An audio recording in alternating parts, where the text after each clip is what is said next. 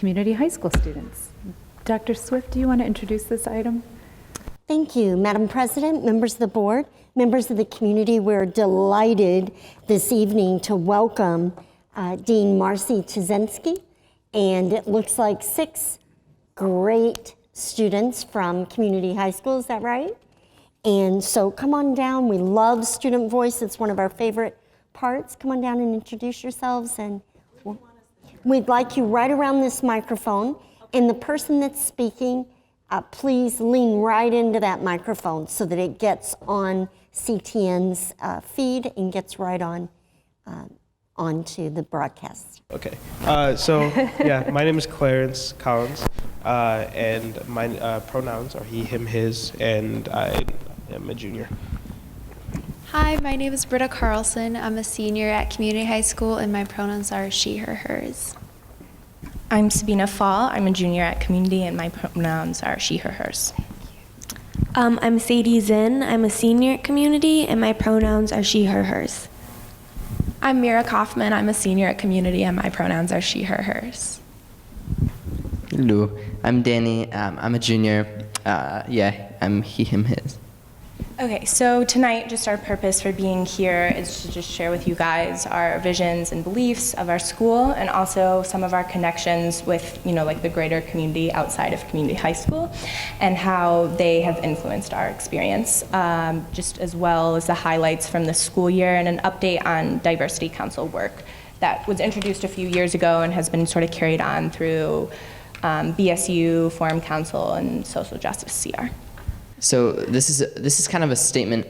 I think this is based on the initial sort of like purpose given by the founders of community, but I think it's edited sort of each year by the administrators who are working at the school and the adults working there. I'm going to read it real quick. It says, CHS is a public alternative high school that requires all students use the entire community as a resource for study, and a curriculum that fosters the development of independent learners who practice personal and social responsibility as they prepare for their post-secondary experiences.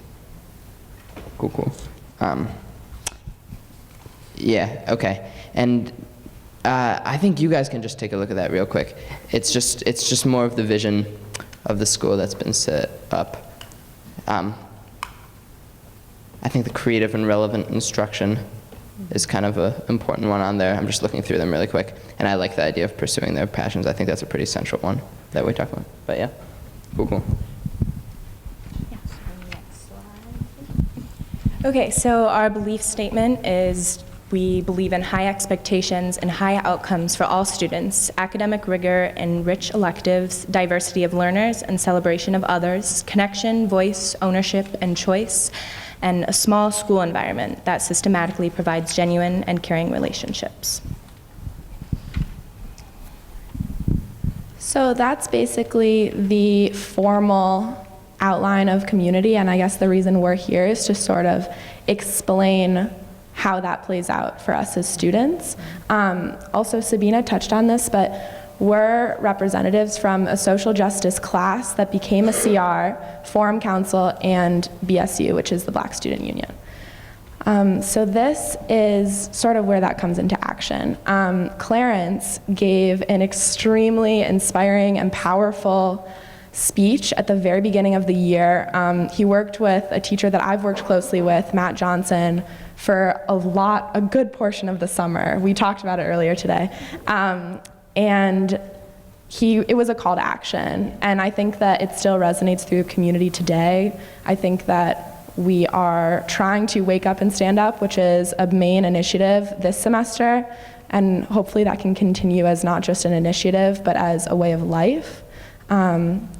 And so it's being talked about in our most current edition of The Communicator, which we brought some copies for you guys. It's a really cool publication that I have no part of, but I enjoy reading it. And if you could go to the next slide, I just wanted to read a small bit from the editor's note. And this was, this edition of The Communicator talked a lot about immigration. So, on the first day of school, we spoke about this year being a time for action, but it is not just a mantra or a cheesy motto for opening day ceremony. Instead, it has become a way of life for the community high school student body. Now is the time to take action and make our voices and the voices of those less fortunate to be heard. Next slide, please. There have been, are always going to be, steps forward and back. But the fact that we care enough to count our steps is something which we are proud of. And I think that that speaks really well to this year, because when we're trying to do this work, there are going to be a lot of steps forward and there are going to be steps back. But I think that the constant theme in community is that we want to hold ourselves accountable for when we don't do what we should be doing, and we want to acknowledge when we're on the right path. So that's kind of our main overview of our vision and our beliefs, and now we just have a few pictures we'd like to show you to kind of prove our point. So Forum is something that definitely sets community apart from other schools. It's a way that we can get out in the community together and easily plan things and have a group of people that we connect with twice a week and reflect on the work we're doing at community with.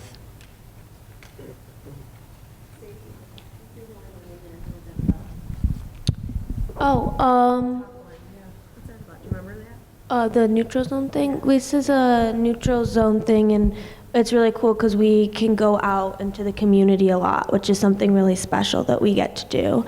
So we went to neutral zone for a youth diversity forum, and it was really special because we got to do all these activities and meet with kids from around the area and see what they were doing and kind of all touch base and say, oh, we can do that, and teach kids what we can do too. And I think we met a lot of cool people from that. And then, the other thing below that, the community students learn about social change through art. That was kind of the same idea, but it was a documentary that some people from U of M made, and they had us come and other students as well. And it was about women doing women empowerment through their art. So we got to watch this movie, talk to their directors, and then even do some art ourselves. And it was a really cool opportunity. Okay.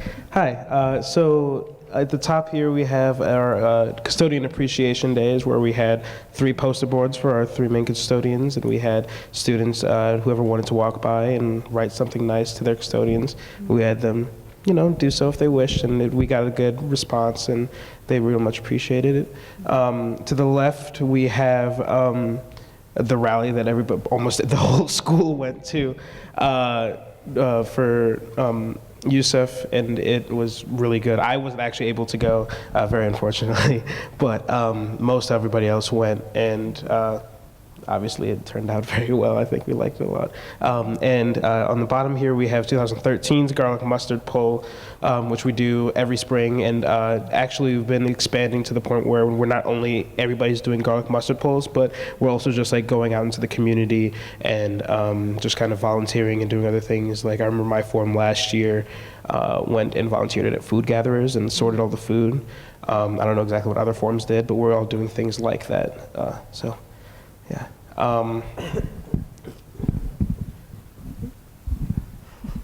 Okay, so on the left is a picture of our social justice class and our social justice instructor for this semester, Cindy, but when it was a full-on class, it was co-taught by another teacher, Janelle Johnson, who definitely should be mentioned.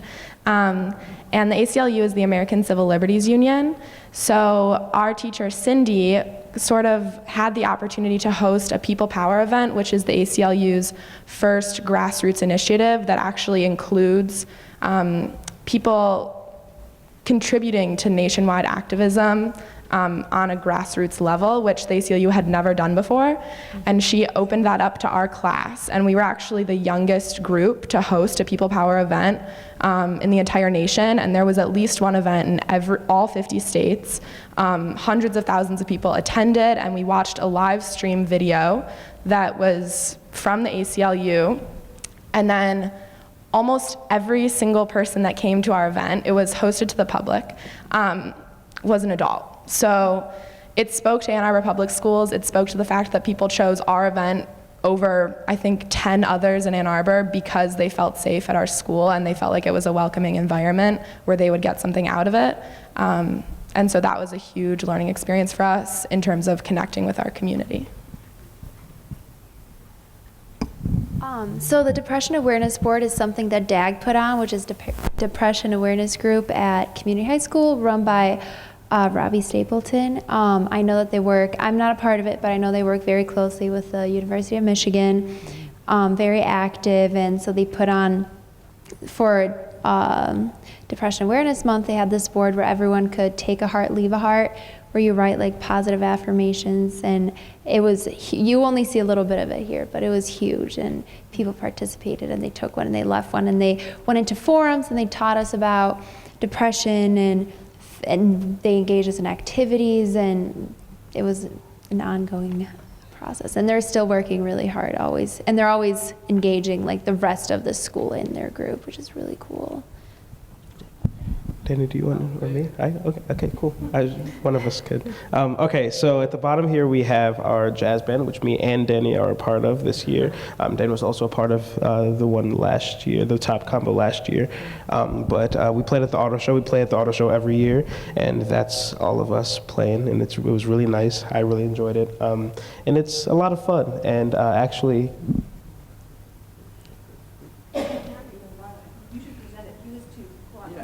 Oh, Danny. Okay. Clarence, can I just say though, trustees, you didn't get a heads up on this because it is so hot off the press. All right. Yeah. No. Yeah. Okay. So Clarence, you're on. All right. So there is a very recognized, very renowned jazz magazine that every jazz musician, every jazz educator, everybody in jazz knows, and everybody looks at it. And so there's a competition, a global competition for around high school aged musicians, and everybody in the world submits and tries to get into it. And then so we submitted last year, sorry, that's very close, last year, and we were able to, I wasn't playing, Danny was playing, but they actually won the whole thing. Just the whole thing, yeah. So that happened, and it's really good. Yeah. So it's very hard to get into. It's everybody enters, and community high school won. Yeah, and that's pretty awesome. And the crazy thing is, Danny's compadres, who he won this with, are all in universities all across the nation. And he was the youngest guy in the band, so he's still here at community high school, actually as a junior. So he was in that top band as a sophomore last year. Wow. And won the highest jazz award in the world. So wow. Pretty incredible. So he's pretty much just the best guitar player in the world, is what we're trying to say. He's the best guitar player in the world, is what we're trying to say. That's pretty much all this meant. That's what it was meant. All right, cool, so yeah, we're good. So these are just some other examples of things we've done at our school this year. Letters to the President was about the Ides of March, and we called it the Ides of Trump. And we opened it up to our school from our social justice class to engage, and we sent postcards of however we were feeling or thinking, or a message we wanted to communicate, positive or negative, or really whatever you were feeling. And it was remarkable in the sense that we had a lot of people engage. And I think it sparked a lot of conversations in our school that are ongoing, both steps forward and steps backward. And it's been very honest in terms of addressing problems in our school. And that has been really remarkable as well. Do you want to talk about Communicator? So I was only a part of Communicator for about a year my sophomore year, but it's extremely well run. As you see in front of you, very nice. They've won tons of awards. They are. Yeah. Yeah. So they work very diligently. Yeah, and then the Downbeat Award that we just talked about, which was really good, with Denny, and that was great. Okay, and then you can okay.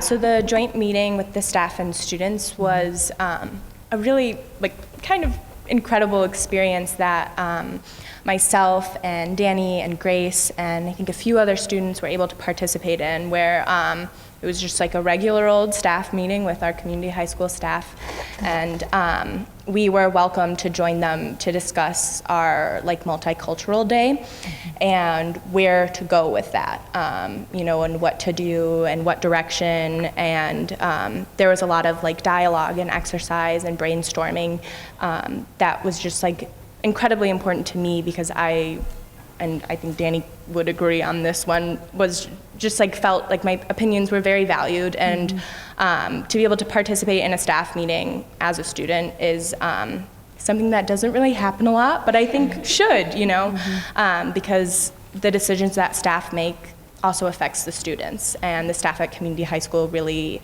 cared about what I had to say and what Danny had to say and what other students had to say. And we worked out some pretty good solutions, I would say. Can I put in like a quick word? Yes. I'm sorry. And I think also both for that, actually for that one and the first one, I think what says a lot about schools isn't only the like incredible things that they do in sort of times of thriving, but also kind of how they recover from things that are like, you know, from adversity and sort of problems like that. So there are various sort of things. So like that joint meeting with the staff and the students was like to address people's concerns about like culturally the offensiveness of our multiculti day from before. And so it's people saying like, we don't really feel comfortable with the condensing of cultures that's happening in these sort of portrayals of them. And so there's like this way of addressing this sort of thing. Also, for that first one, right? So like the letters to the president. So that was like an incredible thing that they did. And then there was an event where somebody put in like an incredibly offensive, multiple people put in offensive comments into this box, right? And so it's, you know, and so that was sort of I think an instance of adversity, and I think it says a lot the way that the school came back from that, which is that we've been having joint meetings with Forum Council Social Justice and with BSU about race and diversity in our school and ways that we can make the school more safe and welcoming for those who are in it. So it's the sort of thing where when you try to do something that's not ordinary, there can very easily be a fallback of it, and there can very easily be kind of problems that happen because it's something that's not always done. But I think a big part of what we do at community is we take that risk, and then when the problems come, we address those as they come to. And I think that's just something that's valuable to me. But yeah. So I think a lot of public schools have a standard way of handling Martin Luther King Day, and I think this year community high school really did something different and really strayed away from that. And so what we did is our whole school, we rented out, or I don't know if we rented out, but we watched Selma at the Michigan Theater, and then we all walked down together, and then weeks in advance, I know our social justice class had speakers come in teaching us about facilitating conversation. So after we watched this movie, we go back into our forum and dedicated the whole day to slides, which Janelle